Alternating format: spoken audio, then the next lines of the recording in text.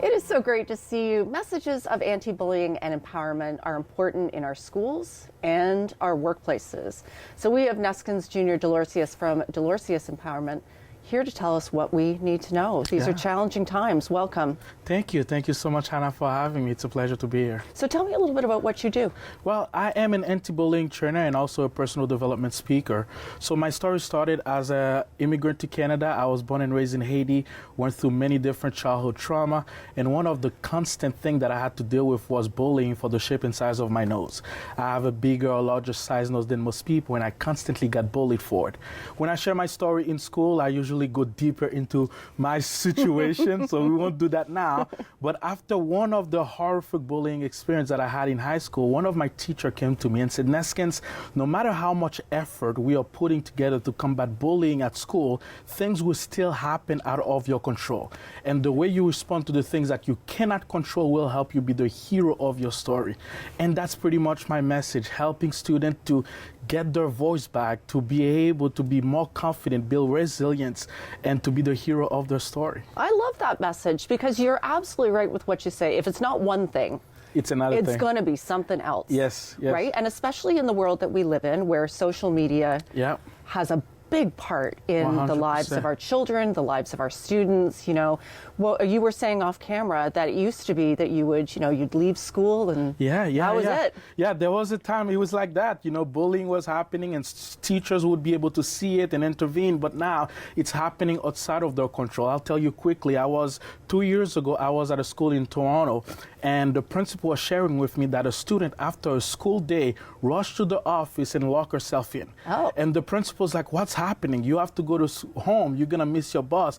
And the student said, Principal, I've just been told that there's a group chat that have been created where 5 students are making plans to get me at my bus stop when I'm getting off on my street and beat me up. And she started crying. She said, Principal, I cannot go home because my life is in danger. And now the principal's like, has anybody seen anything, know about it? And all the teachers say they don't know. And that's the challenges we have. It's that, bullying is happening to the point where it's very severe in the life of the students, especially in the schools, but nobody knows about it. Because nobody knows about it, even the caring teachers don't even know how to intervene and support the students that are in need. So what should we be doing if this happens?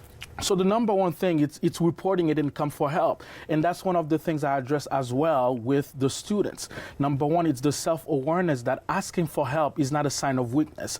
As a matter of fact, it's a sign of strength. And that's part of the concept of being a hero of your story. We love the Marvel movies, and all the Marvel movies, it's a whole lot of superheroes that are leaning on other superheroes to get the help that they need to overcome the challenges that they are facing. And one of the things that we have is students that are dealing with their struggle alone. And my message when I come to the school, it's opening up this conversation to say, listen, you don't have to go through this alone. There are people around you that are willing to help, and that will be the deepest joy to actually give you the help that you need. And that's where we need to start having those conversations. What kind of other things do you talk about when you do sessions in schools? Well, there are many different sessions. Number one, I talk about the bullying aspect. We also address the aspect of resilience, diversity and empowerment, and also self-esteem, which is a very important subject in the school environment. The way I describe self-esteem, it's a combination of self-respect and also self-confidence. And that is something that we have to continue to pour into the young people. How do we actually build self-respect? When we respect ourselves more, we tend to also extend that respect to others. But also, how do we continue to build self-confidence? And it's not just students. When I speak to adults as well, they need a little bit of that. As bullying doesn't only stay in the school environment, it continues to follow in professional workplaces. Canada is known where the healthcare industry is known to be a very toxic environment. The banking industry is known to be a very toxic environment, and that is hurting workplaces productivity, that is hurting employee turnover, that is hurting overall people's well-being.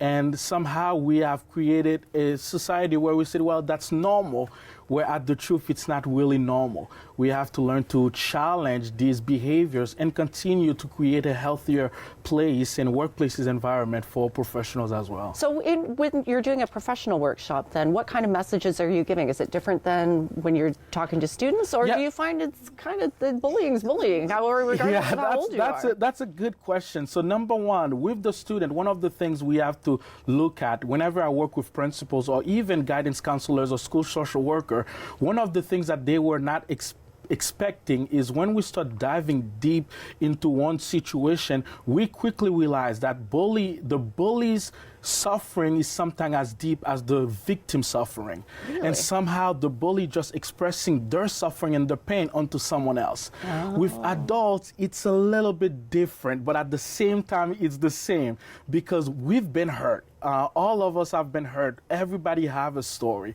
We have situation where, sometimes it was not even our fault and people did us wrong. But now that becomes the lens into which we view everybody else. Oh. So with adults, scholars of workplace bullying have come up with 4 different aspects of workplace bullying. Number one, it's the screaming Mimi. It's the person that used the verbal aggression as a way to build intimidation. Number 2, it's the gatekeeper, the person that withheld information as a way to hold power over a person.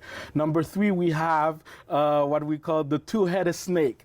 It's the person that is in front of you, they are one person, and behind you, they're a whole other person. And then we have the bully who bully. People that came to a workplace environment that been bullied as a way to get to their level, and now they think that is the rite of passage. And that is not right, because in today's society, we have enough struggle in just being in this time that we are in.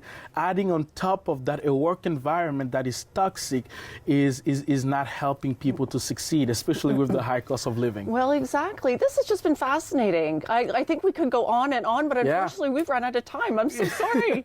This has been great. Thank you for coming in. Thank you so much for having me, Anna. It's been a pleasure. It's been my pleasure. Thank you so much. And we are going to go for our very last break, but stay with us. There's more to come. We'll be back in a moment.